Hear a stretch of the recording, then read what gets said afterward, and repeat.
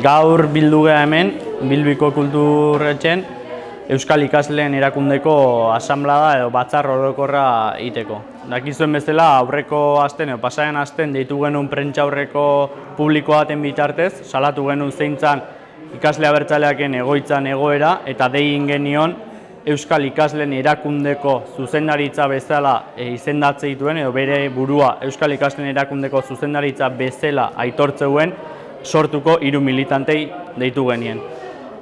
Gure asmoa zen egoera guzti honei atera bideoa proposatzea, hau da gaur behaiek honea bertaratzea eta Euskal Ikasleen erakundeko markoen bitartez gestionatzea, behaiek honea etortzea eta adieraztea zein izan dian behi mugimenduk eta zergatik indituzten mugimendu irregularrak, eta horri atera bidea proposatzea. Proposamen hau izan balima ere, ez dira bertaratu sortuko militante hauek. Orduan, guk ulertze duguna da, beraiek ez daukatela inolako proposamenik eta borondateik arazo hau gestionatzea.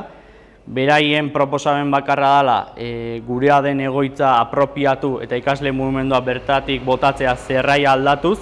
Ikuste dut denbora aurrera joala, ikasturte bat hasi dela eta ja urrian sartuta gaudela, eta ikasle mugimenduak behar batzuk dauzkala bere lan politiko eta sindikala garatu ahal izateko. Hortaz, uste dugu behar horiek ebaztea edo behar horiei erantzuna ematea gure erantzukizuna dela, eta hortan jardungo dugu, hortako presutasuna adierazten dugu.